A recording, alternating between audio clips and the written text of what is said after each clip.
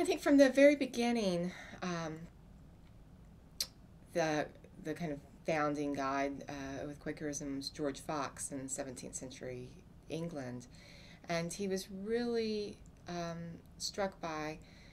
that there is that of God in everyone, regardless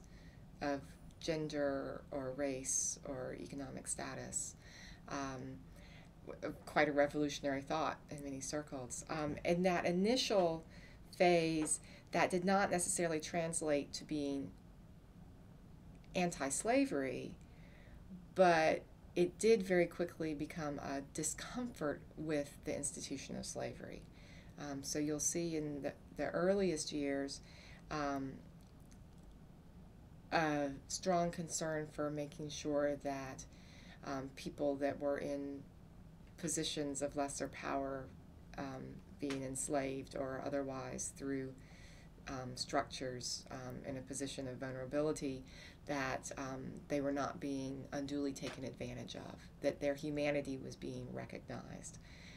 that they were being treated fairly within those circumstances. Now, of course, the more people considered that and had that empathy and that thought of as if there's that of God in everyone, and we each have some of the same hopes and dreams and so forth as human beings, that to enslave your fellow person creates quite a contradiction there. And so over the course of really about a century to a century and a half, Quaker writings and leaders had this kind of evolution in how they expressed their position on slavery. So as I mentioned, from the very beginning in the mid-17th century, a desire to address it in terms of understanding what was happening with slavery and ensuring that enslaved persons were not being unduly treated or taken advantage of. So you'll have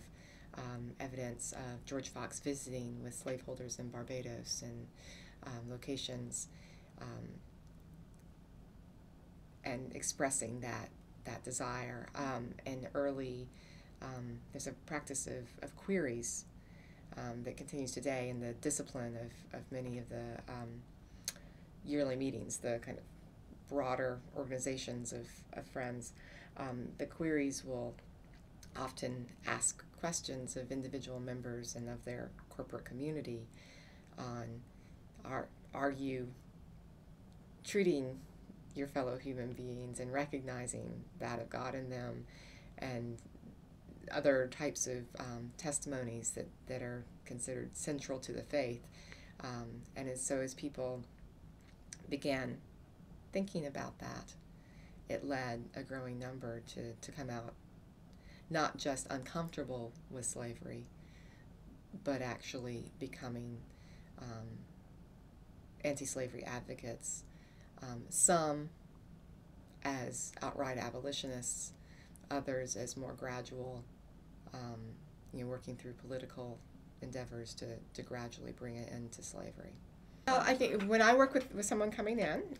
we do have some secondary publications, some books published by some more academic in nature, some more for general audiences, that have been written about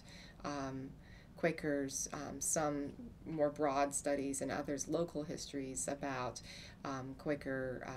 reactions to slavery, individuals who maybe have taken steps or reflected more deeply on the topic. And then we also have primary sources come in the form of some published journals and writings of some of those early Quaker leaders who came to feel strongly on the subject. We have the faith and practices and books of disciplines of those yearly meetings that pose those queries that show how that statement changed over time. And then as we get into, especially into the later 18th century and into the 19th century, you begin to see some glimmers of voices of African Americans not directly, but through the records of references to individuals who are being assisted by the Quaker community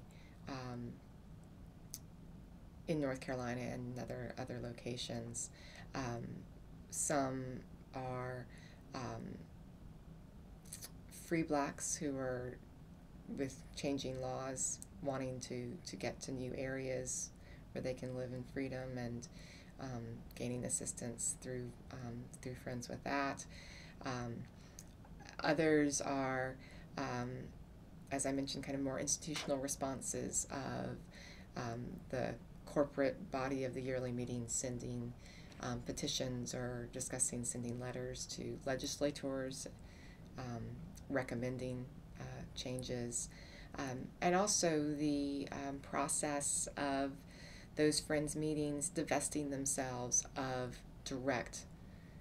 connection to slavery as much as possible.